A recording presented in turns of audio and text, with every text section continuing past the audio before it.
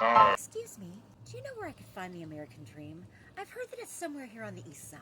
And that, class, is basically every immigrant's GPS situation in early 20th century America. Last week, we saw how Fritz Lang imagined the future city as a giant machine. This week, we exchanged German expressionist anxiety for American immigrant reality, where the machine city meets the melting pot. And spoiler alert, it doesn't always melt smoothly. Between 1880 and 1920, about 23 million immigrants arrived in the U.S. To put that into perspective, that's roughly the entire population of Texas showing up at your door over 40 years, except that they don't speak English, they have different food preferences, and they're all trying to figure out how American plumbing works. Most of the newcomers didn't head off to farm the Great Plains like some Hollywood westerns. They crowded into cities, particularly New York, where they created what we now romantically call ethnic neighborhoods, but which were really more like survival clusters with really good food.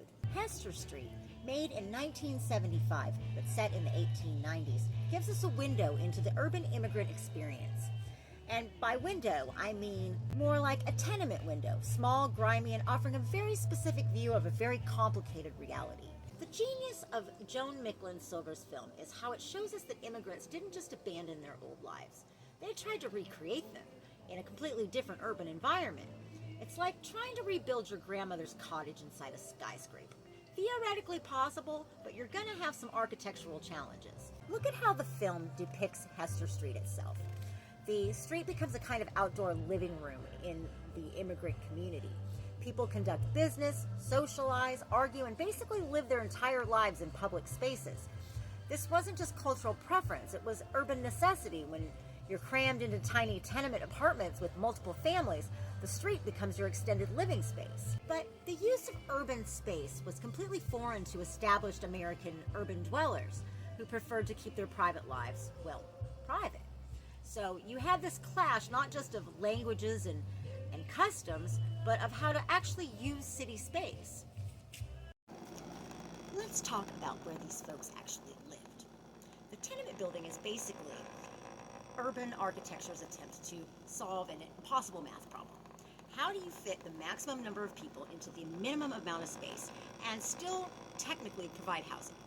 The answer, apparently, was to build tall, narrow buildings with tiny apartments and shared facilities. It's like someone took a normal house, put it in a blender, and then tried to reassemble it vertically. The result was living spaces that redefined the concept of cozy. In Hester Street, we see how families adapted to these constraints. Privacy becomes a luxury good, personal space becomes theoretical, and the apartment itself becomes a kind of urban stage where multiple dramas play out simultaneously.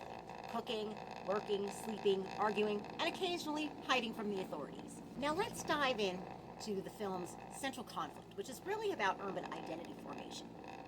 Jake, who's been in America longer, has adopted American dress, mannerisms, and attitudes. He's become what we might call urbanly assimilated. He's learned to navigate American city life. Gittel, fresh from the old country, represents the preservation of traditional culture.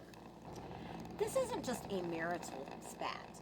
It's a philosophical debate about what it means to become American in an urban context. The city offers opportunities for reinvention that rural areas simply don't. You can change your name, your clothes, your accent, your entire persona. The urban environment is like a giant costume shop for identity. But here's the catch. While the city offers the possibility of becoming someone new, it doesn't guarantee that the someone you become will be better than the one you were. Jake's transformation comes at a cost. He's gained American urban savvy, but lost connection to his cultural roots, and arguably his moral compass. The film brilliantly explores how urban immigrants' experience was different for men and women. Jake moves freely through the city. He works, socializes, goes to dance halls, basically treats New York as his urban playground. Gittel's initial experience is much more constrained. She's trapped in domestic spaces, dependent on others for navigation, essentially imprisoned by her unfamiliarity with urban codes. This reflects a broader reality. Immigrant men often had more opportunities to engage with American urban culture through work and public spaces. Women's assimilation was more complex. they had to navigate not just cultural differences, but also changing gender expectations in urban America. The scene where Giddle finally ventures out to shop on her own is a masterclass in showing how urban space can be both liberating and intimidating. The city offers independence, but you have to learn its rules first. Let's not romanticize this. Immigrant neighborhoods weren't charming ethnic enclaves. They were often overcrowded, unsanitary, and economically precarious. The film shows us the constant hustle required just to survive in the urban economy. Everyone works.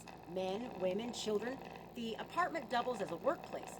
Economic survival takes precedence over cultural preservation. This economic pressure is what drives much of the assimilation tension in the film. Traditional customs are luxuries that many families simply can't afford to maintain. When you're working a 14-hour days in a sweatshop, maintaining old world religious observances becomes challenging. The city demands adaptation, and adaptation costs money, time, and often cultural identity. One of the most authentic aspects of Hester Street is its multilingual soundtrack. Characters switch between Yiddish and English, sometimes within the same sentence even. This code switching reflects the reality of immigrant urban neighborhoods, which were essentially linguistic laboratories where new forms of American English were being invented daily. The city becomes a place where languages collide, merge, and create new hybrid forms. This isn't just about communication, it's about identity. What language you speak when you speak it and how you speak it becomes a marker of where you stand in the assimilation process. Jake's increasing use of English represents his urban transformation, while Giddle's reliance on Yiddish represents her resistance to that transformation. Their linguistic choices are political acts. The film's romantic subplot isn't just personal drama. It's about how urban environments change the most intimate aspects of human experience. Traditional matchmaking, extended family involvement, and community oversight of relationships all get disrupted by urban anonymity and mobility. In the city, you can meet people your family doesn't know from backgrounds they can't verify, with intentions they can't monitor. This freedom is both exhilarating and terrifying, especially for the communities trying to maintain traditional social structure. The urban environment enables Jake's affair, not just physically, with the places to meet and anonymity and crowds, but psychologically. The city's promise that you can reinvent yourself extends to your romantic life. Notice how much of the film's action takes place on the street itself. This isn't just a budget-saving device. It's sociologically accurate. For immigrant communities, the street functioned as social club, marketplace, daycare center, and entertainment venue, all rolled into one. The stoop, the corner, the pushcart, these became the infrastructure of community life. The film shows us how immigrants transformed urban spaces to serve functions that had been handled by village squares and community centers in the old country. The adaptation of urban space for community purposes sometimes put immigrant neighborhoods at odds with city authorities, who had different ideas about how public spaces should be used. The children in the film represent something new, urban-born Americans with immigrant parents. They are cultural translators moving between the old world values of home and the new world demands of the street. They're more comfortable with urban American culture than their parents, but they haven't completely abandoned their history. This second generation becomes crucial for family survival. They can navigate American institutions, speak English fluently, and understand urban American social codes. But this confidence comes with generational tension, as children sometimes know more about surviving in America than their parents do. Hester Street shows us that cities don't just grow through planning and policy. They develop through the daily adaptations of millions of individuals trying to make new lives in unfamiliar environments. Immigrant neighborhoods weren't designed. They evolved through countless small acts of cultural negotiation and survival. It demonstrates that urban assimilation isn't a one-way process where immigrants simply adopt American ways.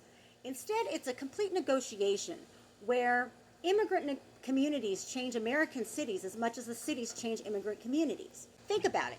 American urban food culture, entertainment, labor practices, and even language were fundamentally altered by immigrant communities adapting to city life. As we move through our semester, we'll see how themes introduced in Hester Street, cultural adaptation, economic survival, generational conflict, and the use of urban space for community building, play out in different contexts and time periods. Next week, when we explore the Jazz Age city, we'll see how the cultural mixing that began in immigrant neighborhoods evolved into new forms of American urban culture. The speakeasy, the dance hall, the nightclub, they weren't just entertainment venues.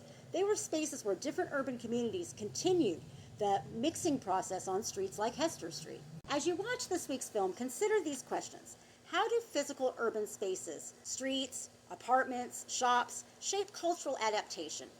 What gets preserved and what gets abandoned when traditional communities try to recreate themselves in urban environments? And how do the economic pressures of city life affect cultural preservation? Also, start thinking about how Silver's 1970s perspective on 1890s immigrant life might differ from how the experiences were actually lived. What does it mean to look back at urban immigrant experience through the lens of a later historical knowledge? Remember, the debates about urban assimilation, cultural preservation, and economic survival that we see in Hester Street didn't end in 1896. Walk through any contemporary urban immigrant neighborhood and you'll see the same negotiations playing out, just with different languages, different foods, but hopefully better plumbing. Next week, from pushcarts to prohibition, from tenements to speakeasies, the city learns to party and everything gets more complicated. See you soon.